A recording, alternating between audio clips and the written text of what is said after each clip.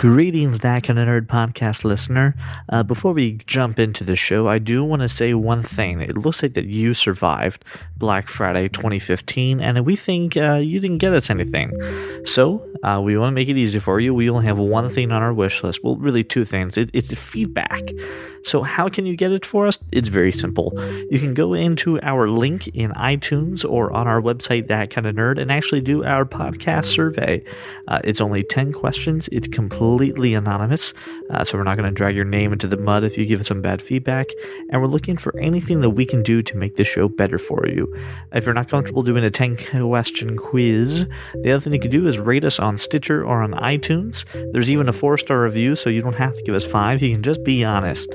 I know we have some new listeners, and we definitely want to know what we can do to make this show better for you. So now's the opportunity. This way we don't have to hunt you down when Christmas comes around asking you for Christmas presents. We already know that you took the survey. So go to thatkindofnerd.com if you don't know where the show notes are. Find this episode of the podcast and just go ahead and you'll find the link right there. Thank you so much in advance for your cooperation. And now let's get on to the show.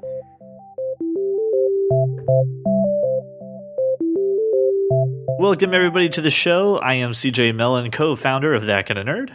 I am Brian Thornton. I guess my title will be co-founder as well. I'm Josh Burns, jack of all trades. I didn't know you were going to throw in the titles. Confused me. Oh, okay. Well, we don't have to. But listen, it's been a while since we introduced ourselves. Well, we've already done it. It's too late. We haven't introduced ourselves in a while, and I know we got some new listeners, so I thought you may want to at least know these voices just a little better. Because some of you know us individually and don't know the others, and it's. I'd like to point out that if you just know your podcast voice, it is not your actual voice. You have this podcast voice. It's very different.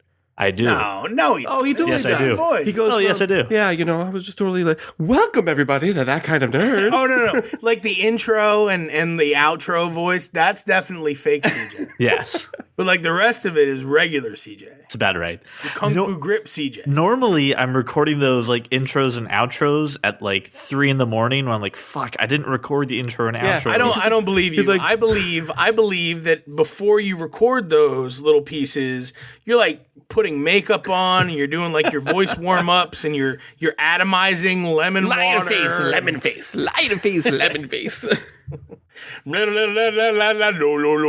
doing the whole thing. The whole game. Either that or he's just got a bottle of bourbon and just like, thank you everybody for listening to That Kind of Nerd. In today's episode we talk about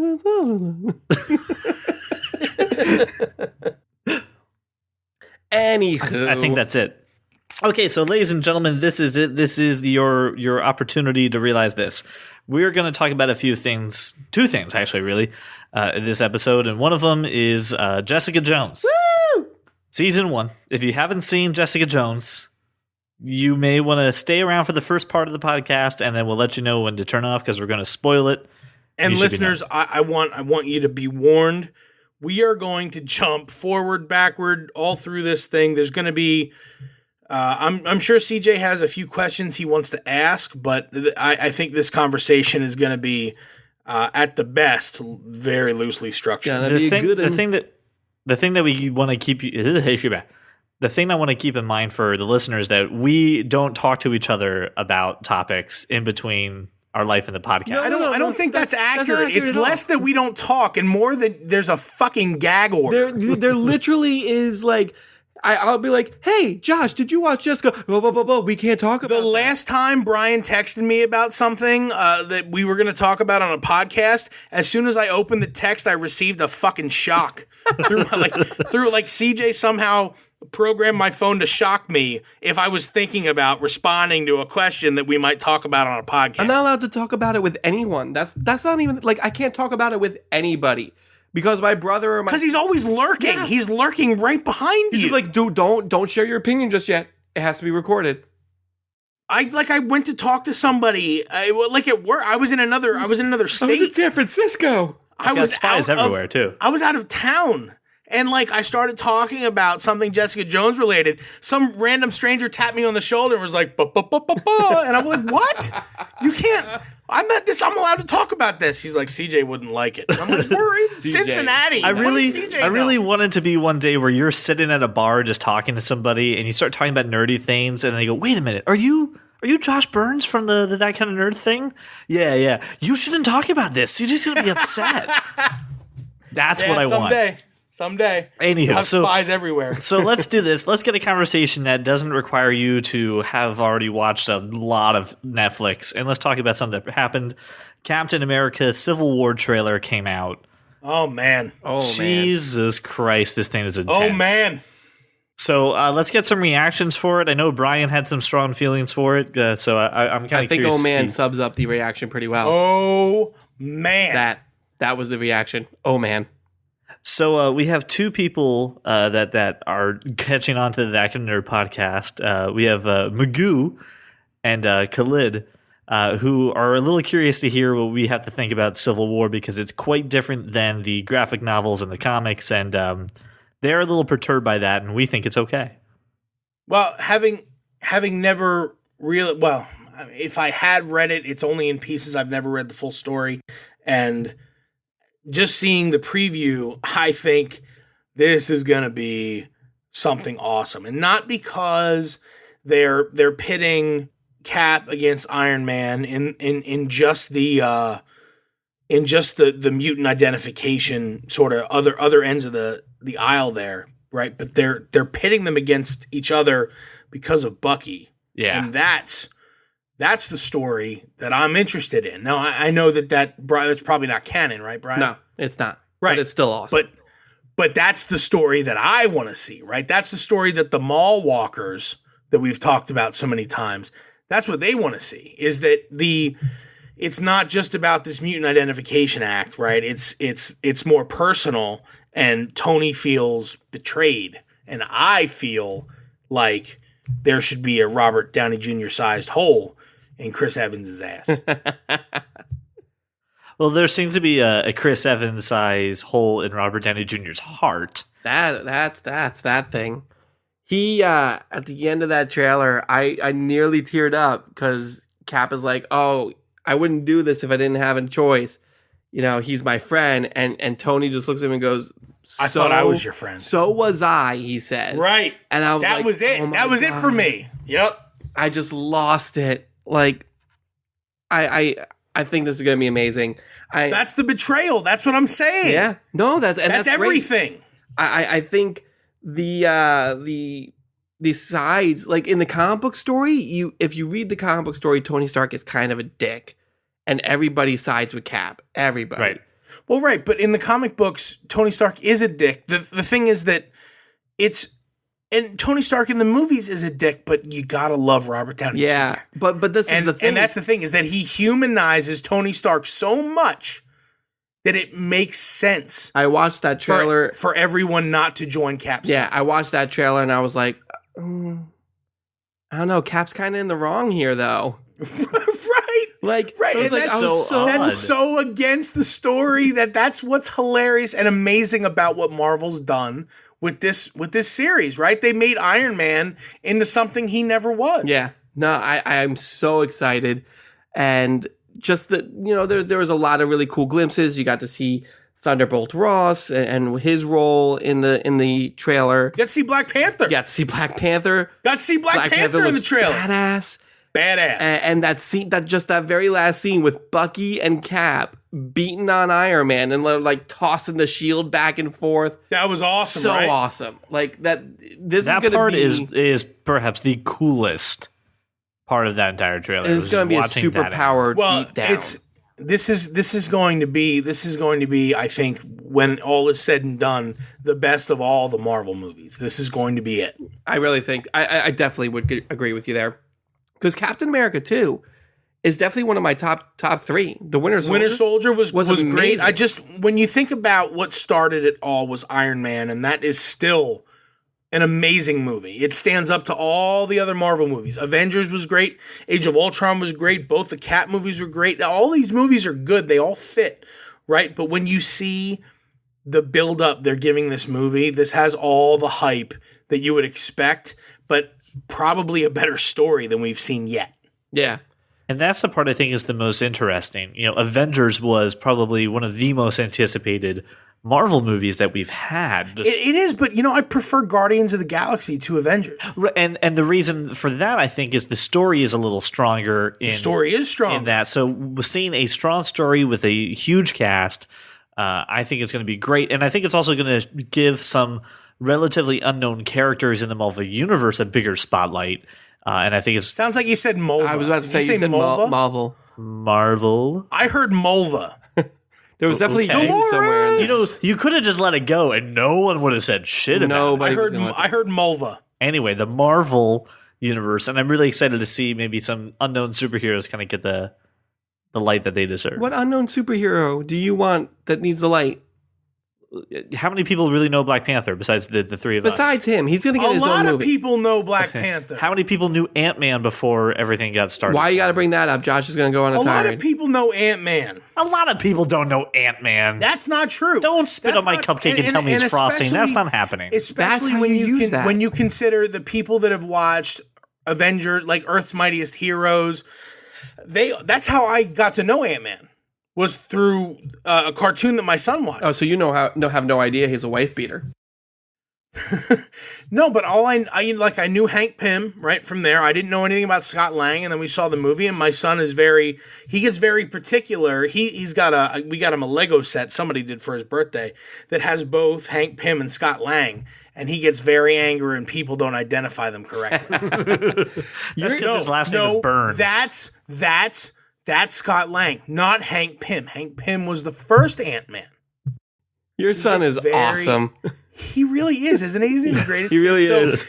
Yeah. So, but that's like, I know Ant-Man because Christian introduced me to Ant-Man. So, CJ, I can tell you that there's a lot of folks out there, because it's not like Christian's the only 7-year-old that are ever to stumble upon Earth's Mightiest Heroes. It's on Netflix. A lot of people have seen it. Ant-Man's an incredibly popular character, fits in to the universe just right.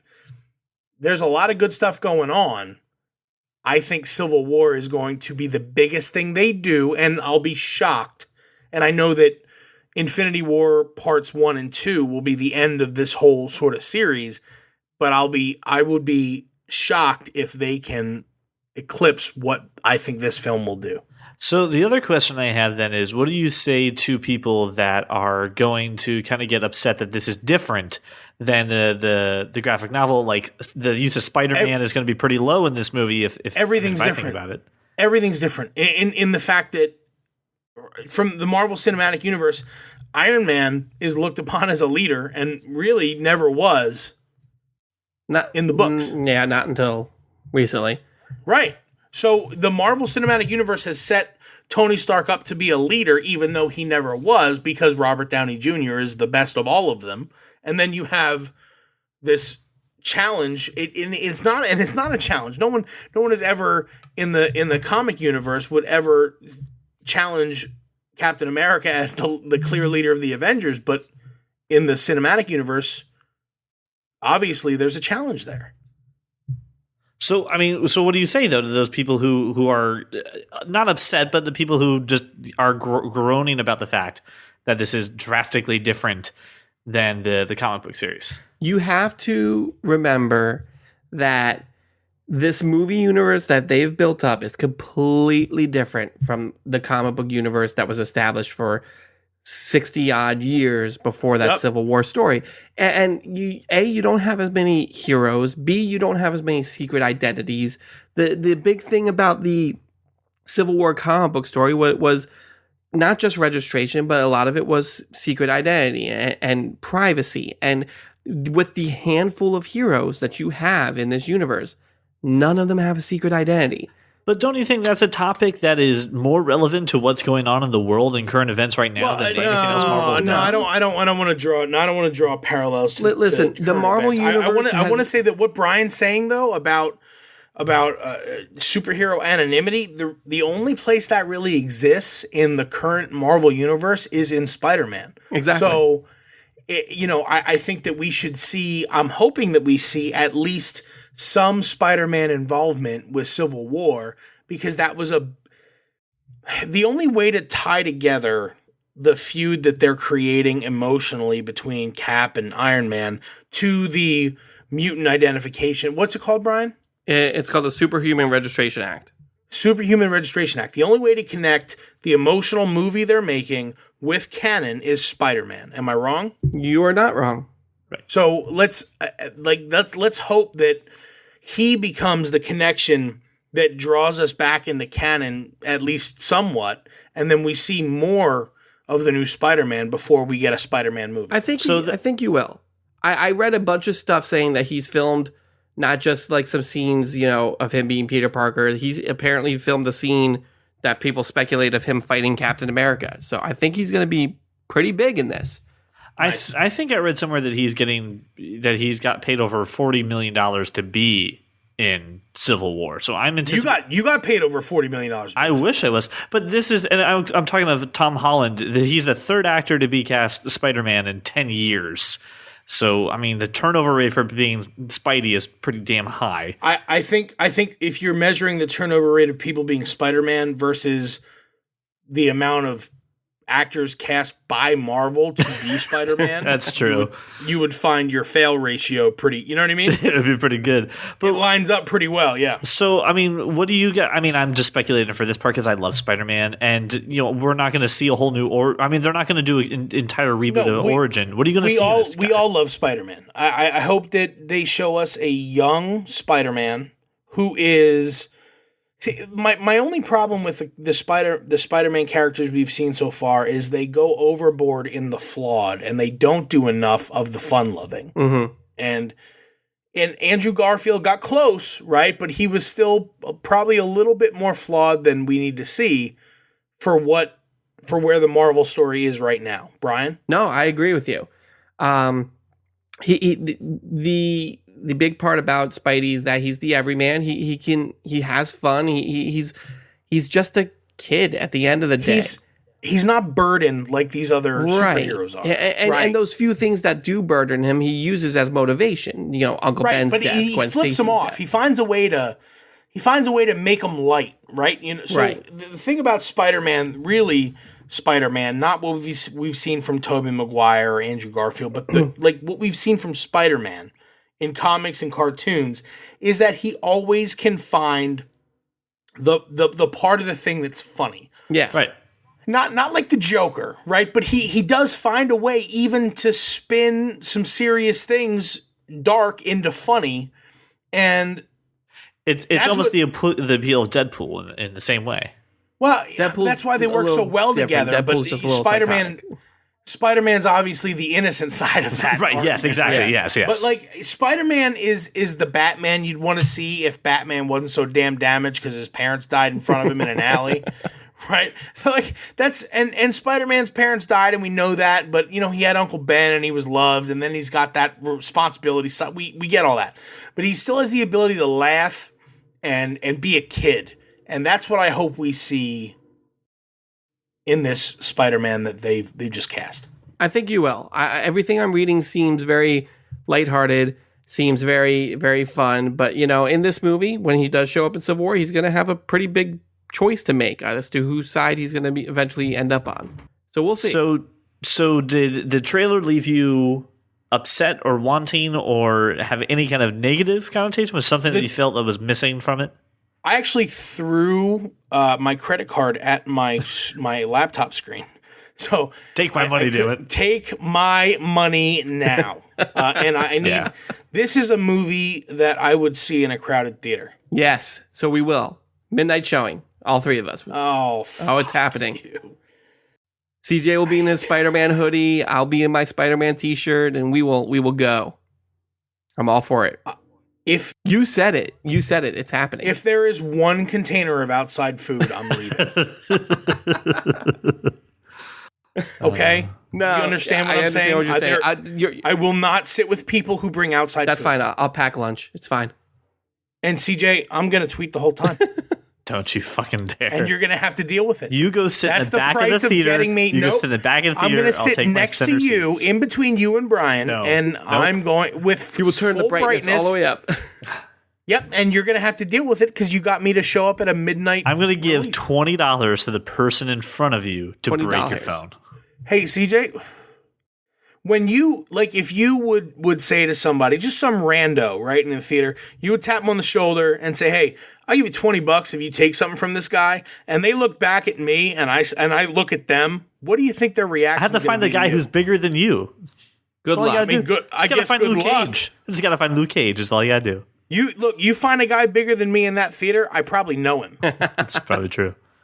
Right? So I think you're screwed. As a matter of fact, I'll probably get that guy to take your phone and I'll hold them both at full brightness while we watch this movie. But, I mean, press your luck, I guess. Personal hell.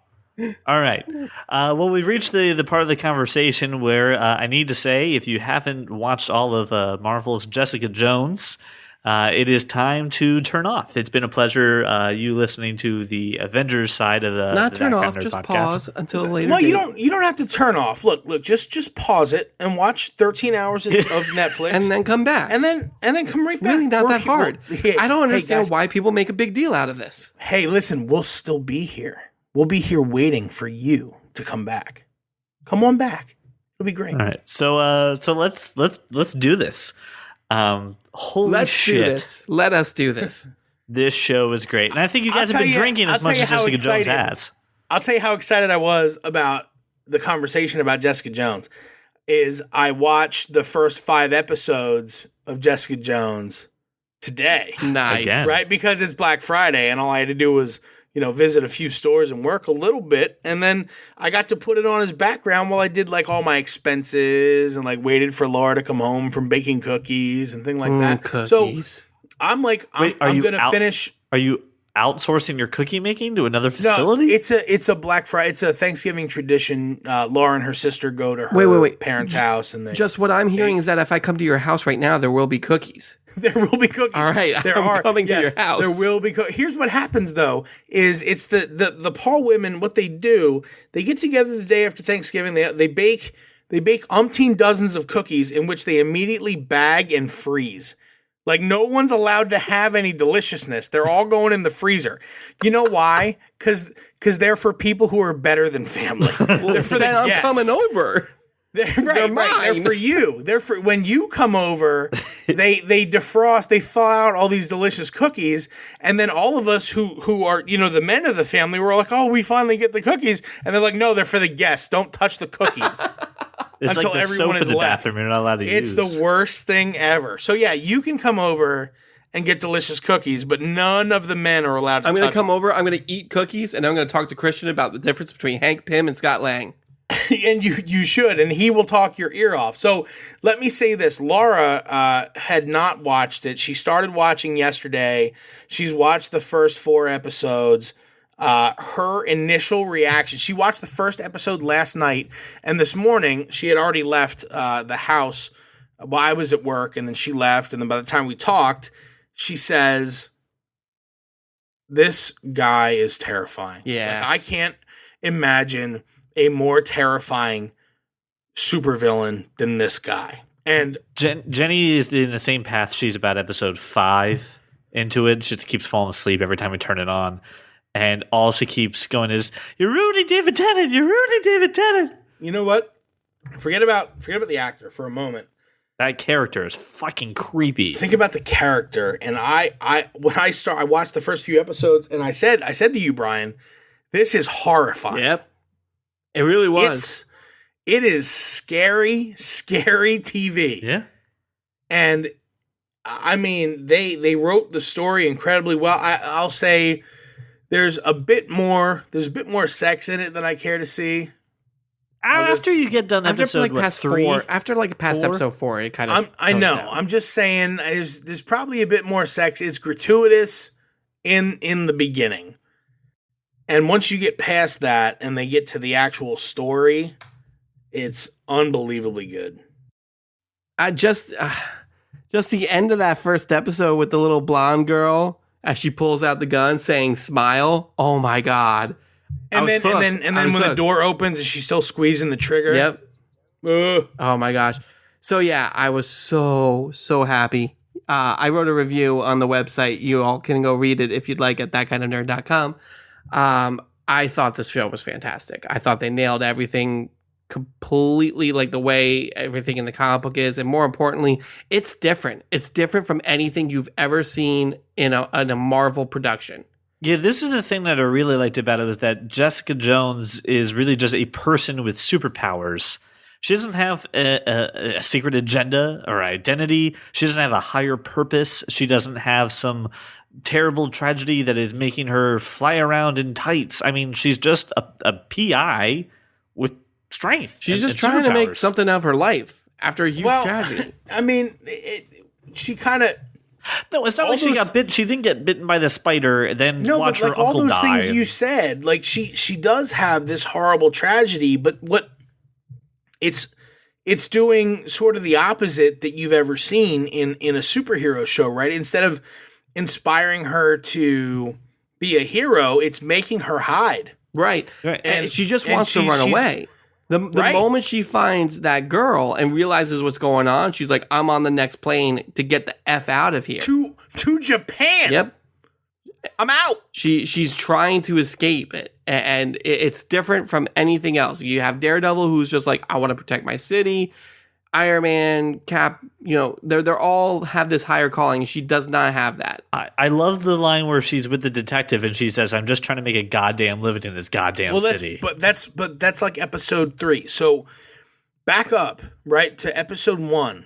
Because I think that what this show did that other shows have not in episode 1 is they gave you this horrible, like, reality. Right? Like, this is most shows, they tease you with what's coming. They tease the villain. They tease what could possibly happen down the road. This show, at the end of the first episode where you feel good, ruins it. Feel good. Ruins all right? of it. Yeah, that's true. She has done her job. She's overcome this horrible villain. She's won, right? It's like watching the goddamn Departed. He's taken the guy into custody. Right. Right? And he's dead. He's dead. Well, spoiler alert for The Departed, but shame on you if you haven't seen it. So you don't really, you know what? If you haven't seen The Departed, stop listening to me talk. You don't deserve it. With this show, and Brian, if you didn't feel the same way, I would be shocked. I was cheering, right? She overcame it. She rescued the girl. She rescued the girl, right? Got her with her family, reunited. Everything's good. And then the door's closing. She pulls out the gun and you're like, no. Yep. Right? It's all snatched away with you. In that first episode, you feel so... And your heart is broken. Exactly. And then you know exactly how Jessica feels. That's the best part about it, is that, like, the entire series, she's holding off on killing this villain because she wants to save this girl. And you want her to save this girl in the worst way. She's like the most innocent person you've ever seen. And you understand her motivation. You want her to win in the worst way. And it just keeps getting worse and worse. And you feel for her every time. It's so good. And David Tennant is literally terrifying. Just over the phone, you just get this, like, these goosebumps. That jazz episode 4, whatever, where he calls into the radio show. Yes. Yep. And you're like, oh my God, I can't. My brain's infected by this evil genius. It's insane. He is terribly good. And when you start getting him having more and more dialogue in the later episodes, he does bring a bit of the 10th Doctor, right? The way he throws his hands into his pockets, the way he says, well, his breaks in his speech, and he does, even though he's dialoguing with another character, it seems more like a doctor monologue. It's funny that you say that, because I said to CJ before he stopped me from talking because of the embargo, I said, this is David Tennant if he got cast as the Master. Like, this is him. Oh, wow. Right? Like, I could imagine him doing this in that role. And he's just creepy. And it's not even that he's just creepy. Like, you get into those later episodes and you start to feel for him, and you're like, you actually like him. Why do I like this? Like, why do I like mind this person? Controlled? Like, what's happening? Is he in my head right now? Yeah, like after he buys her house. He buys, and like not only does he buy the house, but he goes to buy the house, and the man answers the door, and he makes the offer, and the guy says no, and he starts. Yep. He goes to control his mind. And then he stops, and he goes, you know what? And he offers him double. He offers him $1.2 million for a $600,000 house. He makes sure every step of the way that the man is comfortable making the decision to sell his family home, right? And then he redoes the entire house based on old photographs that Jessica had from her accident, from the police photographs, all this stuff. And then when he brings her to the house, he takes all these measures to get her in the house that make sure she's choosing. He's not going to control her. Now, I will say, saying that these two people are going to kill themselves, that's a little manipulative there. Now, frankly, they could die, right? And she could sacrifice two people, but then he would just get two others, and then it's a never-ending string of people dying. She operates within these confines, still oblivious that she's not going to be controlled, right? This is maybe the best part of his whole character, is that he's known this the whole time, right? Yeah. But he still did things, and that's what gets you, is that he knows he can't control her, but he chooses not to control others. Right? He chose not to control the guy to get the house. Right. Well, I agree. It's a part where you're like, oh, what a noble guy. But then the fact that he doesn't tell Jessica, the fact that he still hides the fact. No, I get it. I just wonder. So he was manipulating her either way, right? Right. Except that's the point I was getting at. He knew he couldn't control her. She didn't. Right. But he still. He didn't manipulate that first guy to get the house. As she said, this is not a scales. This is not balance things out. Saving one life does not get another. I just have to wonder, like, why that act of goodness, if not because he wanted to start. He had to practice on somebody. I know you want to think it's a noble thing. He had to practice. I don't think he had to practice. Yeah, I think he had to practice. Brian, can I get? No, I don't think he had to practice. I think he's motivated by some misguided love that he wants Jessica Jones back in his life, and he wants to do it legitimately. Right. So, instead of controlling somebody to buy the house, he's just going to buy it and make sure the guy is okay with it, and then control everything else about it. But, the quote unquote manipulation to get her there, it's all like misguided love. He's not used to not getting what he wants. He wants a child. He's a child. He wants Jessica, and he wants her the best way possible. So he's going to do whatever he needs to. I don't think he saw that as a noble act at all. I think he saw that as a means to an end. The thing that got me, the moment where I actually was like, I think I like Kilgrave a little, was when he goes, you don't know what it's like to have to choose your words so carefully. I told a man to go screw himself off. Can you imagine what happened? Yeah. Right. And like, oh shit, like, dude, I even just in the last 10 minutes, I said something that if I had these powers would have been weird. That was the moment where I fell for him a little bit. But I mean, every time he did something noble after Jessica said that scales thing, I just instantly said, well, it doesn't fucking matter. Scales. My default response to people when I hear something that I don't like is go eat urinal cakes. So imagine if I had those powers, how many people would be eating urinal cakes? That's terrifying and kind of gross. My thing that I like too was after he got his powers enhanced, and he's like, "Shut up and go stand by that fence forever." Dude, I actually said that. I was talking about the show to somebody today, and I said, we were talking about how horrifying it is, and I said, "Can you imagine? Now you go over there, face that fence, and stand there forever." And I thought, that guy can't ever move. Because they showed him later. He peed himself. When they flash back to that guy, pissing himself and standing there shaking, I thought he's never going to leave that place. Yep. Somebody needs to fix this. It's like two of you walked to that little nightclub place, and none of you saw the guy just standing at the fence. I was just like, I was thoroughly horrified by this power. Yeah. I mean, I went to bed thinking about it a lot of nights because it's terrifying that anybody could ever have that much power over someone else. It's intense. I think the moment that I started being like, wow, this is insane was when he tells Trish to put a bullet in her head and the gun is empty.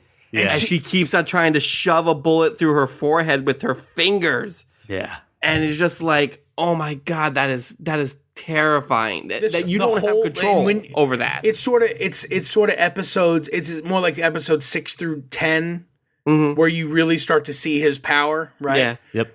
And it's like Brian said, it's absolutely horrifying. And just the little things you wouldn't think about, these little commands that people essentially execute on his behalf. And I never read anything about the Purple Man in comics. So I wasn't a big Daredevil reader. I do know that in the comic books, Daredevil's the only one who has the will to resist his mind control, sort of. But they set it up in this show like it's a virus. Right? Mm-hmm. Yeah. And I don't know, Brian, I don't know anything about the Purple Man other than what I've read since then on, Marvel, on the Marvel Wiki, things like that. Mm-hmm. Can you talk a little bit about the Purple Man if you have the knowledge? I mean, the only amount of knowledge I really have is that he really started out in Daredevil. He is not an experiment. He was involved in some sort of accident that gave him these powers and turned his skin purple. But everything that I've read, like I don't see any indication that it's like a virus or anything like that. It's just kind of just mind manipulation that he got from this accident.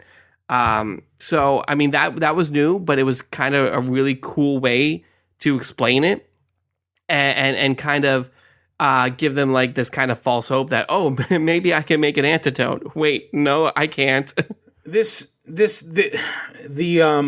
thing I think of the show, other than being horrified by his power, the thing that probably moved me the most was the video of the child being experimented on. Yeah. And watching that whole process happening, and just, obviously when you see a child in pain as an adult, your reaction is one of either pity or despair or whatever. You just want to help the child.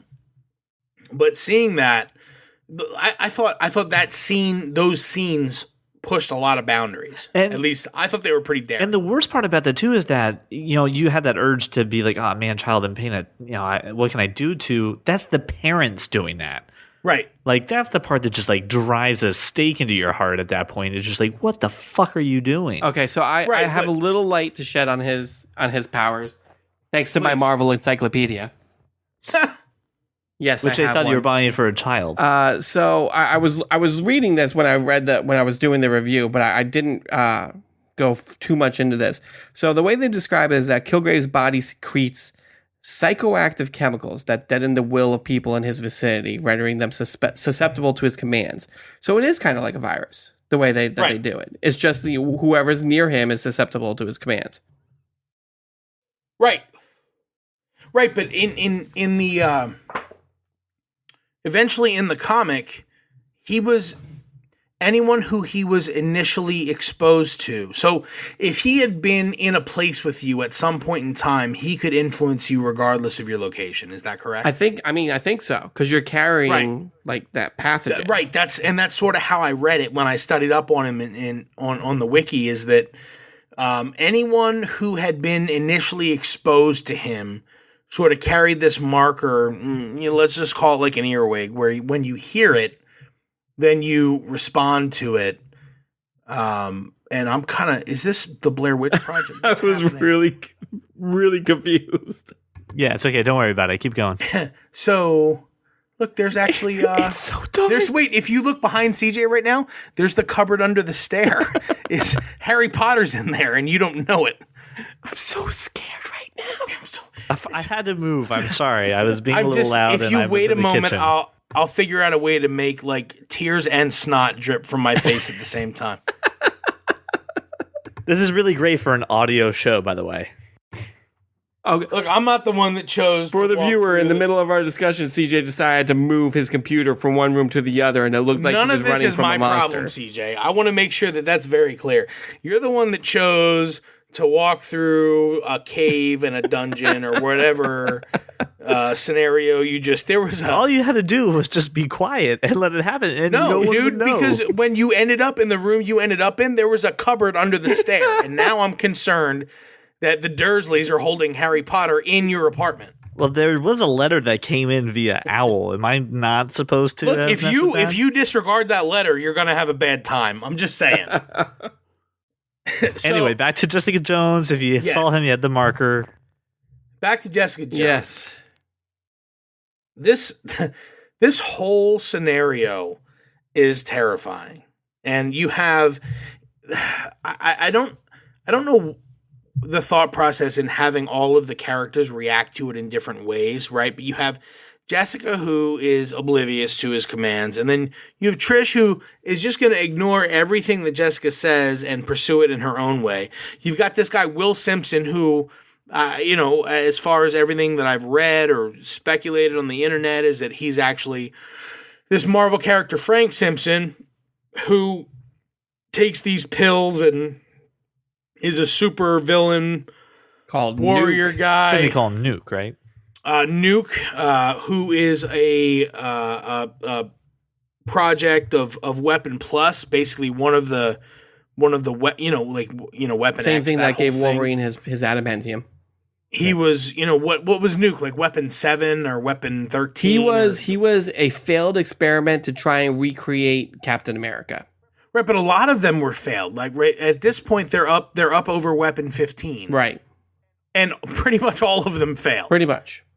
Right. So he's one of those in the comic book world. We don't know yet what he's going to be in the Marvel Netflix universe. But what I think is very, very cool is we've already got a show based in Hell's Kitchen. Now we have a second one.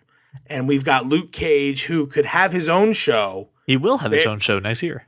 Right, very easily. And we've got Daredevil coming back, and there's got to be Jessica Jones crossover. So we've got this whole Hell's Kitchen thing happening. They've already made multiple. In Daredevil, they made a reference to the incident, right? So they made reference to the Avengers. There were multiple references. Like a whole section of an episode.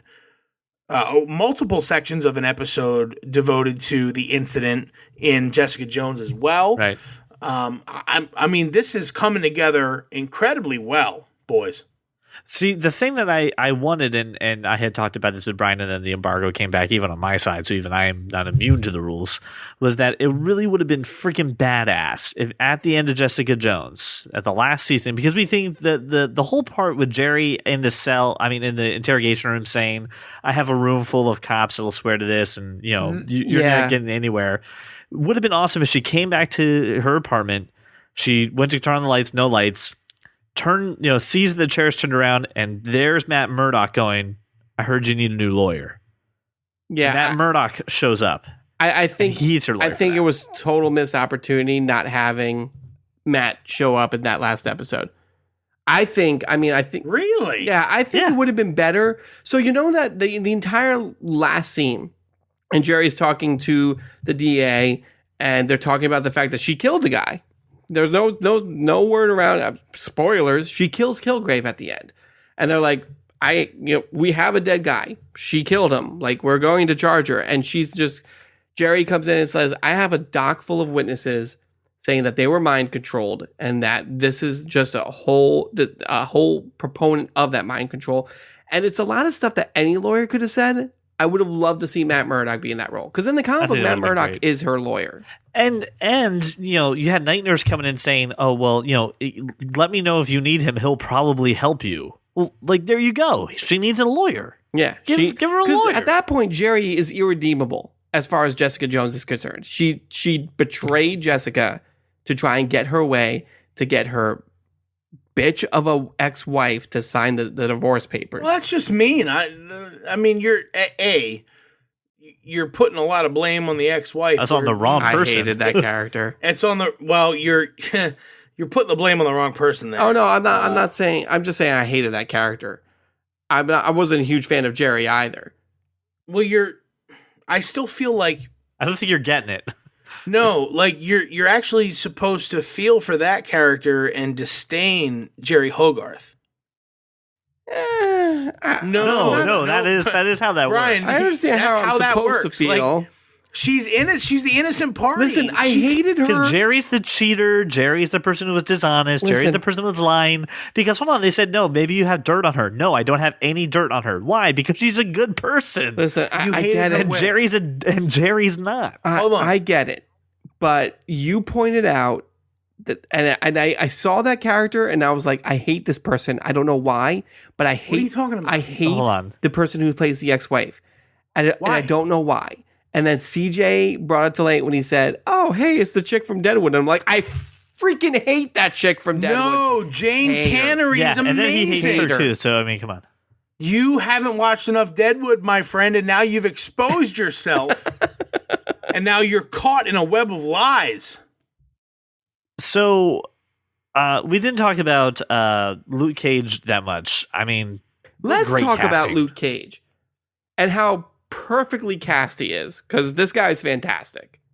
I think this was the perfect platform to introduce him on, because I don't think having a Netflix show all about him would have just, without any prior introduction, would have gone very well. But this was just like, here he is in an episode or 2 or 3, and he is badass. It made me excited for his show. He is badass, but I'm still not convinced he can carry a show. We'll see. I mean, it depends on how much crossover he has with other things, that because he's close to Daredevil. He's obviously, he gets married to Jessica Jones in the comic book. Look, he's gonna need to have the amount of crossover that Flash had with Arrow to take off. I mean, and that's fine if that's what it takes. and then in that case, though, Flash is superior to Arrow in my book. At the end of the day, Dumb and be dumb. at the end of the day, Netflix took. I mean, let's face it. Jessica Jones is a underrated character. Nobody knows this person. Not underrated. I'd never heard of she her. is C non-existent. minus character. And even for comic book fans like myself, she is just a person.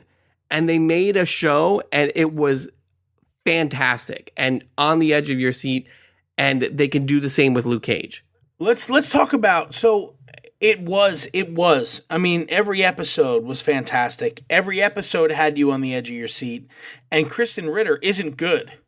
I thought. No, I don't not- like her in anything else. No, really. she's not. No, she's not good in this either. CJ, I thought she was she's fine not good. in this. No. She's fine. She's whatever. Like, she's not a good actress though. And this show is unbelievably good, despite Kristen Ritter. I think you're selling Kristen Ritter a little short. You need to back up a claim with something that makes me say that she was bad in this show. How was she bad in this show? She's just not a very good actress. I don't know how else to. It's like she's only got one look. You know what I mean? She's only got blue steel. That's all she's got. I think you need to watch. She was in Veronica Mars, which No, I'm not gonna. But my point is, like, show. she's a completely different character in it. So I've seen her do other things. That's fine, but like everything that you've seen Kristen Ritter in, everything, including Breaking Bad, the movie she's been in, this is basically her character. This is all she's got, like in her whole box of tricks. This is it, and she doesn't do hesitant hero well. She's just sort of pouty, bitchy, sarcastic girl who doesn't really evoke any feeling. You feel for the character because of everything she's been through, and you feel for the story because what you see all of the other characters build around her. But as an actress, she doesn't particularly make me feel anything. Yeah, I'm no, going to have respectfully with you. disagree with you, and we'll just leave it at that. I mean, you can disagree all you want. Right. I mean, at the end of the day, you're going to be wrong. I think we should now start counting the amount of times we're going to say at the end of the day. Because at the end of the day, Why, have I we think said it's it a about couple 7 times? so far. Did you finish that whole bottle of Seagram 7 there? It's almost done. Good for you. Can we talk about someone who actually surprised me? Someone I didn't think would actually be, I would even care about watching? Malcolm. Rosario Dawson. No, Malcolm. The character He was, Malcolm. he was in one of the Spartacus shows. I didn't. Oh I'm my looking at gosh, his- he was. I'm Yeah. looking at his IMDb Lightbulb. page, and his big Yeah. claims to fame are Power Rangers, RPM. He was the young boy lover. That of the guy, one of the one main gladiator is characters. banging. Yeah, I remember. Yeah, and he was very good in that show. I thought he's actually a really good actor. Yeah. and the character was excellent, and his devotion to Jessica is unbelievable. Right up until it's broken. But it makes And sense. I thought, Yeah, everything. I loved his but arc the best. I thought that watching him choose to walk away was an especially poignant moment in the show. Yeah. Yeah, because I mean, the point is this character Jessica is she does nothing to endear herself to anybody or have anybody she's rally. not, really not worthy of anybody's love. She's not, and Malcolm just follows her blindly forever because of the cause. He wants to better the cause, and then there's that moment where he's not getting anything out of it. He's fixed himself. He needs to move on with his life. I think the part that made him do that, the part that made him just throw in the towel, was after the support group. You know, Well, and I agree with you, but I actually want to rewind for a minute to one of the earlier episodes where you've got the twins that, you know, they see her, the chick calls her a cougar, says stay away from my brother, and then she says you've got no one, so you pick apart the lives of people around you. Right? You're not all that. And then they're getting in the elevator and Jessica says, you're a very perceptive asshole. And I thought, yes. I laughed very hard because I thought that is an amazingly well-written exchange. Right. Right? And not only that, but Jessica admitting Yeah, knowing she her own really shortcoming. has no redeeming qualities. And maybe that's why Kristen Ritter's good for the role, because of the no redeeming qualities. But there's... It makes it believable. Like you really don't, and I want to be clear to everyone listening, you really don't like this character. You're not supposed to. The whole time you're watching this show, your least favorite person is Jessica Jones. Right, because we've been conditioned really to see superheroes in one light. No, you're right, but that's what makes this brilliant. Right, that's what's the best part about it, is that you do one of two things. You go, God damn, I feel so bad for that character, and I really pity her, and I really want life to get better for her. Just like we talked about at the end of episode 1, right? You're like, she can't get any worse. I'm so glad at least something worked out for her. You're thrilled that she's winning, right? Right, and then you realize realize shitstorm. You realize that not only has she not won, she's not won, and it's her own fault. And then the second part about her is you kind of, just like you imagined yourself with Kilgrave's powers, you kind of imagine yourself in Jessica's position going, how much different would I be doing what you're doing right now? You Right. have that power. How much better would I be doing? Yeah, I Yeah, would but be the so much thing better about, than like, you. I think about, well, it'd be great. Like if I had Jessica Jones' powers, I could open difficult jars of pickles, Listen, right? hold on. Or like honestly. if I got locked out of my house, I could break the lock like she did 3 different times on her own door or yeah. other people's doors. By the way, then, a lot of door breaking in this show. right, a lot of, yeah. But then you think, like, you Hold look on, at Josh. Jessica Wait, Jones, let you're me pose a question so to you your real quick. power is that you can lift a lot of things. But really, other than that, Here's my question to you, though. You're Jessica Jones, right? In the first episode, you've won, and then you watch the elevator scene where you lost. right? Is not your next option the next day, the very next day, going out and killing Kilgrave? There's no episode 3. How? You've killed How? Kilgrave. How? But that's the point. You want to go out? Like, no, I mean you, Josh Burns. You, Josh Burns, wouldn't instantly try to go out and try to kill Kilgrave. No, I mean, I guess I would, but how? Like, when you look at that, no, CJ, I mean, I've thought about this, and I the same way you just questioned me, I thought, why wouldn't she just go out and then I went, well, how the fuck is she going to catch him? Like, he's invisible. He's uncatchable. And he's everywhere and nowhere. How much is like her decision to do, whatever she does over those next few episodes is motivated by her fear of being in contact with him again. Like you can't put yourself in that scenario because the most difficult situation that we've ever had to overcome where we didn't have control over our actions is one of your wives said, we're going to my in-laws. And you're like, okay, like, but you had a choice. Like, imagine having to do something and not wanting to do it. I want you to imagine that there's absolutely no situation in my life ever that I've ever been able to just say, no, I'm not. Because that's me, right? You can ask Laura, there's no situation Which is ever. why that's probably scarier for you than it is for the two right. of us. Imagine where I just go, control over that. No, I'm not doing that. You're out of your mind. So anyway, I get what you're saying. I think that the bigger question is really, like, if she was so adamant about I can't get near him because he's going to control me, then why would she constantly put herself in that position, right? Because the most telling scene for me was that first one where she follows Simpson, where she follows Simpson to the place where they met, and she sees him eye to eye, and he looks at her and doesn't command her, but sort of motions to Simpson, who's about to try to walk off the roof again, and then he escapes. Why at that very moment didn't she know she couldn't be controlled anymore? But the other thing you have to think about is her motivation. She sees herself in that girl Hope, and she just wants to save her any way possible. Like, everything she does is to try to get her out of jail. That moment you're talking about is more of a fear motivated moment. Like, she doesn't want to try and be controlled by him again. And I don't listen, we don't all think clearly when we're motivated by fear. No, but Hope kills herself with the stem of a champagne glass. Right. Since we're 10 episodes later. We're spoiler free.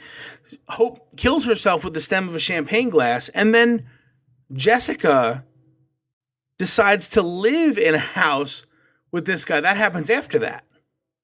Yeah, but her thing is this. After Hope kills herself, it's I have to kill Kilgrave. Right. There's That's no other the way moment around where this. she decides she has to kill Kilgrave. Everything else has been I have to save Hope, I have to save Hope, I have to save Hope. And now it's I have to kill Kilgrave. So then my question is, and Hope killing herself. I've been on record saying I love this Jessica. show. So knowing that I love the show, now I'm going to poke a couple holes in it. If I'm in her place and this guy's in front of me, I probably don't care if these two servants kill themselves because I killed him. But that's and listen, there's a 1 part 2 where she's in the hospital and she's going to go get the drugs, and she goes, knock out one person for Kilgrave, that's okay. 2, all right, I can do that. 3, okay, no, oh, now she's pregnant, that's probably 4. Now a security guard, I'm out. She does look at calculated risk and says, what good to do? And she made the decision not to knock out 4 people. So watching 2 people, die, 2 people dying to kill Kilgrave, again, comes back to that balancing the scales part. It doesn't really equal out. So I don't know, man. I think that there are they took the character in the right direction. I think that probably there are a few missed opportunities in the story itself, like where she could have ended it, didn't, so on and so forth. And I don't think that her character's fluid the whole way through. I think you need to put yourself in a position of somebody that you like. it's really hard because you need to know like somebody that you identify with, like that's me, like that's another version of me, and wanting the best for that person, because that's her motivation behind the first 10 episodes is because she sees herself in Hope. I would say this is to use, honestly, the show kind of addressed that. The show really did. I mean, I posed the question. I now my brain is remembering things. I'll answer it again. It's, wouldn't you go out the next day and go kill Kilgrave? And then I realized that she actually was diagnosed with PTSD. So the last thing that you're going to do in that kind of situation, knowing how crippling PTSD can be to somebody, which is why Brian said on the roof, she was focused in fear and she wasn't really thinking at that point, is let me go confront the thing that gave me PTSD. Yeah. You know, it's not going to happen. So, you know, that could be why maybe she's not fluid as much, is because, you know, there's something really, I mean, that's a strong psychological effect. No, and it takes something to break it. You're probably right. I'm thinking of it in too much of a linear progression, where it should probably be, for lack of a better term, a little bit more wibbly wobbly. But look, my opinion in closing is, I'm not crazy about Kristen Ritter, but thought she did a good job. I thought that the actress that played Trish she's great. Obviously, Carrie-Anne Moss is not only good, but she does not stop getting hot, regardless of how she ages. And then the performance by David Tennant is so good that it's terrifying, and he gets a bit 10th Doctor, and I think that a lot of fans will like that. It doesn't help me at all in that it's, you know, scary now. Can't watch the Doctor the same way ever. The character was really well written, and I'm not sure that there are many people that could have played him better than David Tennant did. Luke Cage, great character, very well played in the show. I'm not terribly optimistic about a show of his on his own, but if it's in combination with Jessica Jones and Daredevil, I'm all for it. And I think overall this is a tremendous addition to the Netflix originals. I will continue. I'm completing it for a second time right away, which I didn't do with Daredevil, by the way. I only recently rewatched Daredevil. So watching Jessica Jones twice in 3 weeks, this is a great show. The sex is a bit gratuitous, but once you get beyond that, I think you're good. Yeah, it's one of those shows where you kind of know who you can and cannot watch it with. It's one of those things where you're very kind of mindful of that. Absolutely, David Tennant was amazing. I mean, really, there really wasn't a bad person in the cast. I liked Kristen Ritter's performance, Josh. I disagree with you.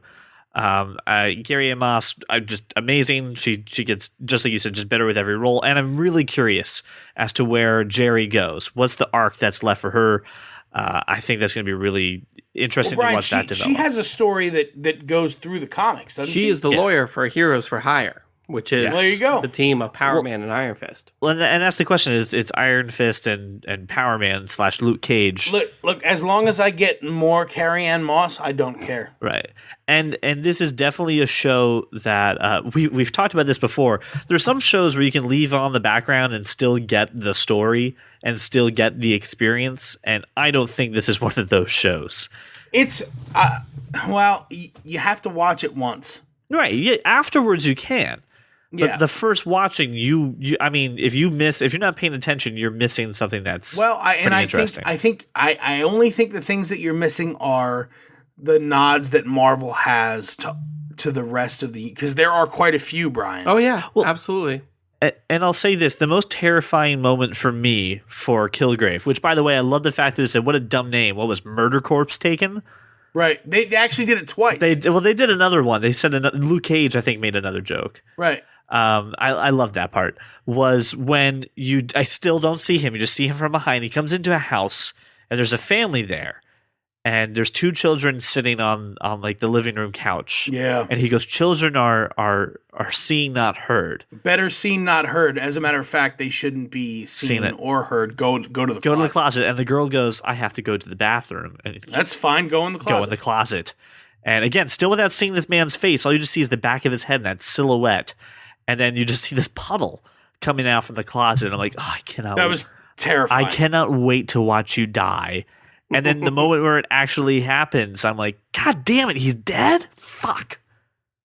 Really wanted something else to happen. So but you just want more. You just want more of that character. But the he's crazy the bad thing is, that you really want. as quickly as that did happen, and you know, we know it's a 13 episode show, right? But in those, you really didn't see him much up until, say, episode 4 or 5. Yeah. Then the roof on Simpson with Simpson. That's the first time you actually see his face during that show. And then when you start seeing him and he sort of takes over the show and your attention, you not only do you want him to die horribly because he evokes this fear response in you. The viewer evokes this fear response in you, but once he's gone, you think, there's no way he's actually gone. Like he's gonna come back. It's gonna be bad. And as a matter of fact, I'm now gonna live in fear until he comes back, right? Until I see him again. Yeah. Yeah. I mean, as far as my overall impression of the show, you can read it because I wrote an entire review of it at thatkindofnerd.com.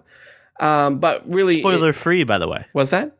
It's a spoiler-free review. It is spoiler-free review. I tried so hard, and you're welcome for keeping it spoiler-free. So tell your friends, because obviously you've listened and you watched the show. I thought the show was fantastic. I think it's completely different from any quote-unquote superhero show or project that we've seen before. Yeah, I mean, I think I loved Kristen Ritter in the role. And just being the fact that I read the comic books, it makes it more important to me because she fits that role pretty perfectly. But damn, did David Tennant just completely surprised me with Kilgrave and his performance. And yeah, I mean, there's so many moments and show and things and episodes that you can point out and say, yeah, that was terrifying. And I don't even have one particular moment because everything like was just a complete build up to just that last episode. I love that scene at the end where he's expanded his powers and you realize that Luke Cage is still under his control. And that moment where he repeats what Luke said to Jessica earlier in the episode and she goes, "You were listening." He's like, I wrote it. And I was just like, oh my God, just the next level. Like this character wasn't terrifying enough. Now we've taken it to the next level.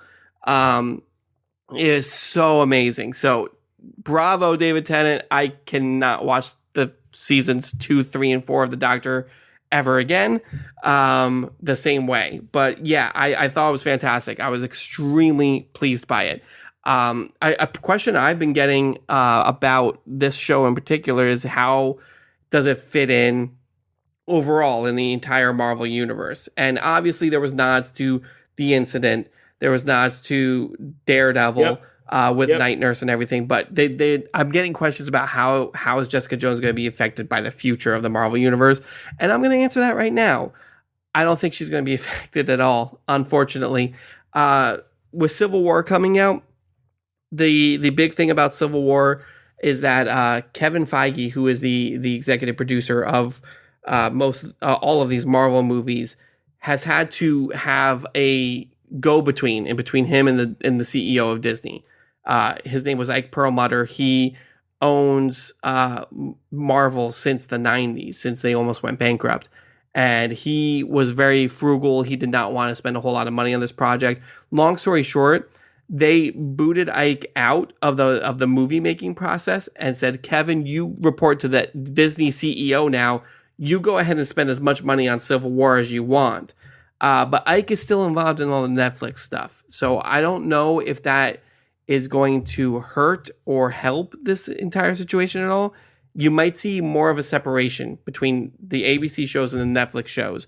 Well, I think what's nice about it is that really Daredevil mentioned it without showing any allegiance or any effect from it. And then obviously Jessica Jones mentioned it without showing any allegiance or effect from it. So probably, so we know that Netflix at this point has Daredevil, and they have Jessica Jones, and they have Luke Cage, and they have the Punisher.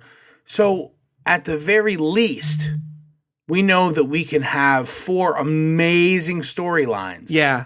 I've just from these without any effect at all, right? Because most of the Avengers stuff takes place offline. Like Hell's Kitchen, I don't know if you've ever been there. I have, and I can tell you, pretty small place. It's a pretty small part of Manhattan, and you could live there your whole life and not know what's going on outside. Right. And again, I think that's all we're going to get out of these Netflix shows is, the incident with the aliens, the Superhuman Registration Act. Like, I don't think Jessica or Daredevil are going to be affected by the future of the Marvel movie universe. I think they're going to be not their own thing. There's going to be a very thin line. Yes, this all takes place in the same universe, but they're going to be very strongly connected as far as Jessica Jones, Daredevil, Punisher, Iron Fist, Luke Cage. They're all going to be connected that way. And that's about it. Jessica Jones in the comic book didn't even really have a whole lot to do with the Civil War and the Superhuman Registration Act to begin with. She was married to Luke Cage and having a baby at that point. So I don't think she's going to have anything to do with future Marvel projects besides her own. So we've got, Jessica Jones and Luke Cage, and maybe there's babies and maybe there's not. And we've got the potential Daredevil connection, and we don't know what's going to happen with Punisher, although we hope it's more in the Netflix universe, so to speak, from Marvel. But actually, we've talked quite a bit about specifically Civil War and Jessica Jones. We've done a whole episode on these two things. We want to hear your feedback, right? You've been listening, chime in. Call us at our Google Voice number, 484-373-4119. I just want to remind you that when you do that, you are entered into a t-shirt drawing. And I want to remind everybody that the cat-to-mail ratio in Brian's house is very low. And get your t-shirt to, tell the world that fact. That's right. It's going to be a cat-to-mail ratio is very low t-shirt. We want to hear from you, 484-373-4119, or on Twitter at ThatKindOfNerd. Ping us. Throw us your ideas. We want to hear your opinions about Jessica Jones. We want to hear what you think about the Civil War trailer. And we want to hear just basically your general opinions on life, the world, the universe, and everything. On life? I think Nutter Butters are an underrated cookie. They're not underrated. You think Nutter Butters are underrated? I think the Lorna Doones are underrated. The what? Lorna Doone shortbread cookies. I don't know what you speak of. My daughter calls them Lorna Doodles, but they are Lorna Doone shortbread cookies, and in my opinion, they are the best cookie, and are, in my opinion, also underrated. All right, touche, sir. Well, guys, there's one more thing, too. After you go ahead and you give us a voicemail or throw your support on Twitter, please make sure to take our podcast survey, as mentioned before. We're looking for some feedback to make the show better. Anything that you guys have to say, we take to heart. There's a couple ways to do that. You can go in our show notes and take the survey there, or you may, of course, rate us on iTunes or Stitcher. Like we said earlier, there was a review for 4 stars, so you don't have to give us 5. Just give us what you think we deserve. We take all the feedback to heart. None of it goes personally. We definitely want to make the show better, so please just give us some feedback so that way we can make the show good for you. It's really CJ wants to get better. Brian and I know that we are perfect just the way we Pretty are. much. And if anyone wants to say contrary to the fact, I'm never going to stop you. So thank you so much for making us your walk around the neighborhood or your drive to work. I really want to hear your thoughts on Jessica Jones. If you didn't watch it and somehow made it through this entire podcast, shame on you. You probably just got something spoiled pretty hard. Anyway, see you guys. Good. See you guys next week for the That Kind of Nerd podcast.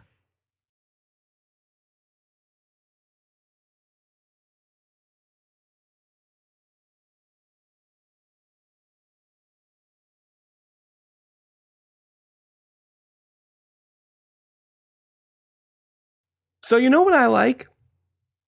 I like when I was going to say big busted women. I mean, yes, but there's that other part where, like, when we're talking, like having a conversation, and the exit music is playing, it's like we're a late night show. I'm just saying. We should think about doing that. I think I'm not. I got to tell you, I'm not sure that exit music really jives with me in general. Like you hear that little like the soft exit music, yeah, and you just don't think. That's a good outro for Burns. It's really not. It's just this like, and it should really be just a bit more on purpose, I think, the music for me. Funny story, someone at work was saying how they love all the answers that I give, but they hate the answers that CJ gives. Yes, it's great. To everything. I have to get out of the room. Can we end our recording? Fine. Yes.